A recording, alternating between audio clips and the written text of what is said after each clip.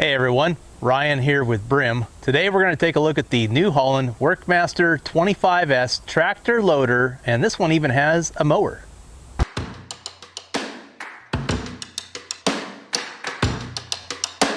So it's considered a subcompact, and the main reason for that is the weight and the size of the tires. But don't let the size of the tires confuse you with a powerful machine. This tractor can lift up to 1,000 pounds at full height, which is 200 to 400 pounds more than the competition. Under the hood is a slightly less than 25 horsepower, 3-cylinder diesel Yanmar engine. And I'm sure if you've ever looked at a green tractor, they told you about the Yanmars that go in those. So very dependable, been around for a long time. They are just really reliable, smooth engines. Under the hood, there's lots of room to do your maintenance, and one thing that you won't see is any kind of emissions control, which is because it's less than the 25 horsepower requirement for that. As we look at the operator station behind me, you'll see how much room there is to get onto the tractor from either side. So you got a really nice grab handle here to grab onto for stability, and then this is your PTO selector. This tractor is equipped with a mid PTO and a rear PTO. So this is your selection for rear and mid, or mid. And then you also have a 12-volt adapter here if you want to plug in your cell phone or even put a cigarette lighter in. You can smoke them if you got them. And then right behind me here is a toolbox. I recommend putting in some extra pins and maybe a big hammer in case your neighbor with a different color tractor needs your help. Something that is often overlooked is the seat. Not only is this one comfortable, it's black in color, not yellow, and then it also has armrests on both sides, and it also will recline or go forward. Goes forward far enough if you're 4'5" or taller, you're good to go. Goes back far enough that even if you're 6'8" or less, you're good to go. And it has this nifty little holder right here to put your owner's manual. What will they think of next? Standard on this tractor is a differential locker here that you will push down with your heel of your foot, and that will give you twice as much traction as before if your tires start to slip. And then this is your height adjustment for your mower deck if you have one. And this knob right here adjusts the tension on your lifting arm. So if you don't have any implement on there and you want your arms to go down, you'd loosen that all the way up. If you have a real heavy implement, you'd want to tighten it up. Over on the other side, one of the first things that you'll notice is that you can enter the tractor from the right side, which is not a real common thing among tractors. You have your 4-wheel drive, 2-wheel drive lever right here, easy to get to.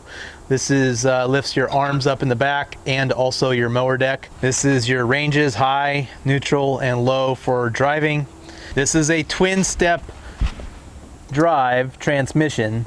So you push this pedal with the arrow that goes forward to go forward. You push the rear one to go in reverse. The more you press down, the more ground speed you get, until obviously it won't go any faster. The advantage of this is you can keep your heel on the ground or on the platform here and not have to keep lifting your leg up back and forth if you have like a treadle pedal like some brands do, where you got the reverse way back here and the forward way up here, and then the brake right here, which is not very convenient. So this has the brake on the other side, which makes it a lot better.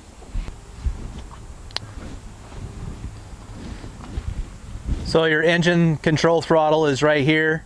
Your loader stick is right here. It's a 5-position. It does have float. And you have your PTO engagement here. And the nice thing about that is it's on the dash instead of over on your fender, where everything, all the mud and water and stuff goes to corrode the connections. So we put it up here to where you don't have that issue. And then it does have electric cruise control right there. So as we move forward, you'll see the loader of the tractor. The first time I needed a tractor was about 15 years ago, and I didn't know anything about them. I went into the tractor store and I talked to the salesman. I said I need a tractor with the scooper thing on the front. And the whole time he just kept talking about the loader. And I didn't want to seem dumb. I didn't know what a loader was. Finally, I just told him, I said, look, I don't need the loader. I just need the tractor and the scooper on the front. And he smiled and got a good chuckle out of that. And so this is the loader, and that you have to have the loader in order to hold the bucket, the scooper thing. Not all loaders are created equal. The New Holland Workmaster 25S has the highest capacity at full height out of any subcompact tractor out there. It's 1,000 pounds at full height, and they're able to do that. They have 2 hydraulic cylinders here, and the way that the tractor is ballasted, it works great. Also, this loader on anything 2021 and newer has the skid steer quick attach bucket. So this is what I'm talking about when I say skid steer quick attach. So you pull up on that handle,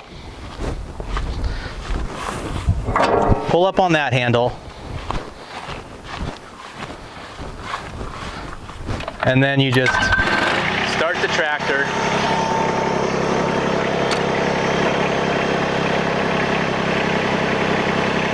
and back away. It's as easy as that. Now, the reason why you would want that is there's several attachments that you can put on the front without taking pins and tools and a big hassle and put on in place of the bucket. The main one is going to be the forks. You want to lift up a pallet of items, or if you want to lift an engine out of a car, it gives you more leverage. Some people even use them to dig trees out. However, I wouldn't recommend that. You can also put an angle snow blade on the front. This is really handy if you have a long driveway and you need to plow snow. Way better than the bucket, because the bucket will fill up very, very quickly with snow if you've got even 6 inches, whereas the blade pushes it off to the side and makes a nice line down the ditch so that you can get your car out and your wife can get her car out. Those are the 2 main things, but there's also grapples and snow blowers. I mean, there's all kinds of things that you can put on the front. The advantage to having a skid steer quick attach versus you know, other types is that it's universal. It works on skid steer attachments, it works on your neighbors, it works on everybody, you know, different brands of tractors. Whereas if you have brand specific, like sometimes green tractors have their own special mechanism, which works okay, but you have to go and buy their attachments. So that's the advantage to the skid steer quick attach. So let's talk about tires for a minute. These are R4 tires. Another name for that is industrial tires. There's also R3 tires that are available that are turf tires. Those are mainly for mowing lawns. About 95% of the subcompact tractors out there have the R4 industrial tires. So while we're looking at tires, we'll take a closer look and see that this tire has a red valve stem cap on it. And at Brim Tractor, that means that it has bio ballast filled in it to give it more weight in the back to balance your loader load out. So if we take that red cap off, we'll see that fluid shoots out of there, not air. And that adds more weight. They used to use calcium back in the old days. We don't do that. We use bio ballast. It's all natural and it doesn't rust your wheels out. So you have your 3-point connection right here. 1, 2, 3. This is called your dummy side. It's non-adjustable. This is your adjustable side, and this is your top link. So typically you want to hook your dummy side up first, and then you're not going to be on completely level ground, so you can adjust this up or down as to how you need it to hook on the other side, and then you'll go ahead and put the top link on, and then your PTO shaft is right here if you have an implement that requires that. The nice thing about this setup that New Holland has is that the arms stay apart by themselves the way that it's attached to the machine. So you don't have to have your wife or somebody else out there holding the arms apart to put your implement on.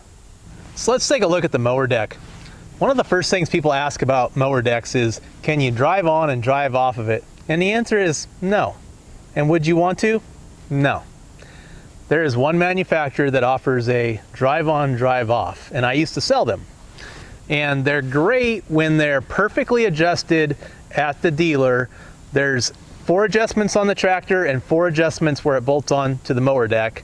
And if one of those gets bumped or out of whack, you'll fight it for a long time trying to drive on and drive off of that mower deck.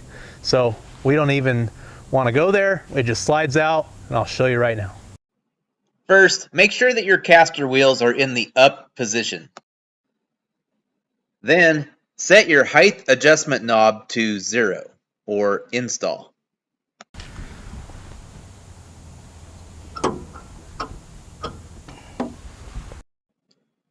Lower the deck all the way down.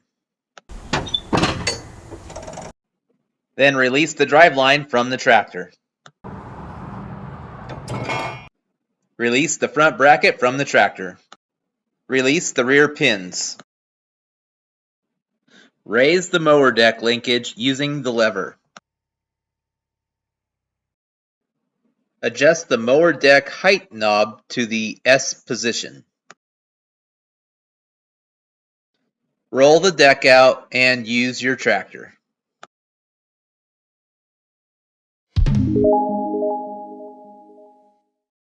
For most people with a few acres, this tractor will perform just fine. Thanks for watching on this great day at Brim. Have a great day.